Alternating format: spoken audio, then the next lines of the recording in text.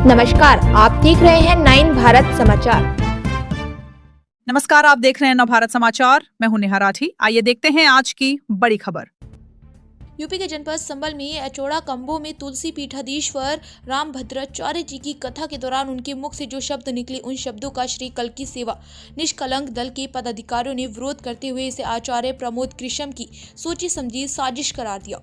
इस समय अचौड़ा कंबो में तुलसी पीठाधीश्वर रामभद्राचार्य की कथा का आयोजन हो रहा। इस आयोजन में रामभद्राचार्य महाराज जी ने कलयुग में 10वें अवतार कल्की भगवान की तिथि और जन्म संबल में ना होकर यहाँ से 30 किलोमीटर दूर अचौड़ा कंबो में होने जैसा व्याख्यान देने से श्री कल्की सेना निष्कलंक दल के पदाधिकारियों की भावनाएं आहत हुई। तो उन्होंने प्रेस को बयान जारी करते हुए कहा कि आचार्य प्रमोद की सोची समझी साजिश है। आचार्य प्रमोद कृष्ण अपनी स्वार्थ सिद्धि के लिए पुराणों के उल्लेख से विपरीत जानबूझकर इस तरह की साजिश रच रहे हैं।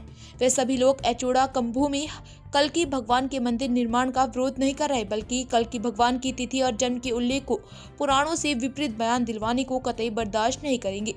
संस्थापक एवं राष्ट्रीय अध्यक्ष कुलदीप कुमार गुप्ता ने कहा कि रामभद्राचार्य महाराज जी देख नहीं सकते, लेकिन उनसे जानबूझकर साजिश के तहत आचार्य प्रमोद कृष्ण इस तरह की बयानबाजी करा रहे। पुराणों की सच्चाई से देश के प्रधानमंत्री और प्रदेश के मुख्यमंत्री सहित तमाम केंद्रीय मंत्रियों को अवगत कराया जाएगा, क्योंकि कथा में शामिल होने आ रहे मंत्रियों को भी इसी तरह से बलगलाया जा रहा। अपनी स्वार्थ सिद्धि के लिए पुराने के उल्लेख को मिटाने की साजिश की जा रही। सिंह पवार, भगवान कल्की के जन्म तिथि को लेकर के मतभेद चल रहा है, क्या कहेंगे इस पर? परम पूजनीय रामभद्राचार्य जी से जो कहलवाया जा रहा है, मैं समझता हूँ कि बहुत ही अशोभनीय है और व्यक्तिगत हितों को साधने की साजिश है, जिसका हम पूरे सनातनी संभल के सारे समस्त सनातनी उनका प्रतिकार करते हैं, विरोध करते हैं पुरजोर। अब कुछ चीज़ों का पहले भी हमारा विरोध था। जिस तरह से कल्की धाम की रचना की गई, स्वयंभू आचार्य प्रमोद कृष्णन पीठाधीश्वर बने, उसका भी हमारा विरोध था।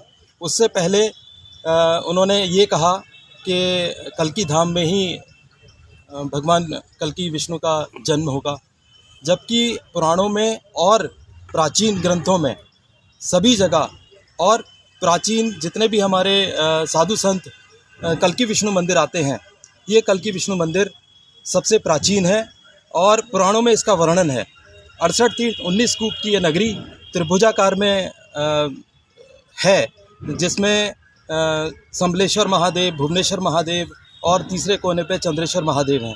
ये परिधि, इस पूरी परिधि को संभल कहा गया है और इसी परिधि में उपस्थित हरिहर मंदिर और कल्की विष्णु मंदिर, ये सभी मंदिर इसकी परिधि में आते हैं।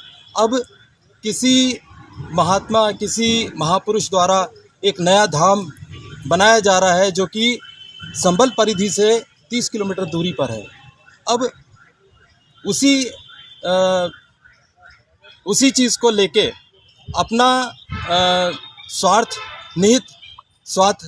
को सिद्ध करने के हेतु रामभद्राचार्य जी को भी बुलाया गया है, जिसमें और विभिन्न साधु संतों को बुलाया जा रहा है और प्रचारित किया जा रहा है कि भगवान श्री कल्की का जन्म अचौड़ा कंबू में होगा।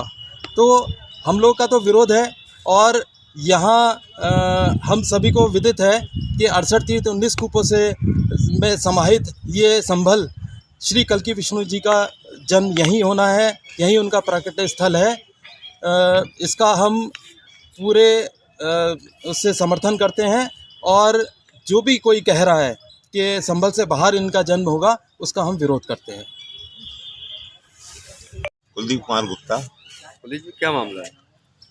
ये जो धार्मिक भावनाएं जब आहत होती हैं, तो असल में जो राजनीतिक लोग हैं वो धर्म के क्षेत्र में आकर और गलत व्याख्या कर रहे हैं शास्त्र, और कुछ लोगों को बुलाकर ये सिद्ध करना चाहते हैं कि जो झूठ है वो सत्य हो जाए। ये नहीं हो सकता। सच्चाई छुप नहीं सकती कभी, बनावट के उसूलों से खुशबू आ नहीं सकती कभी कागज के फूलों से।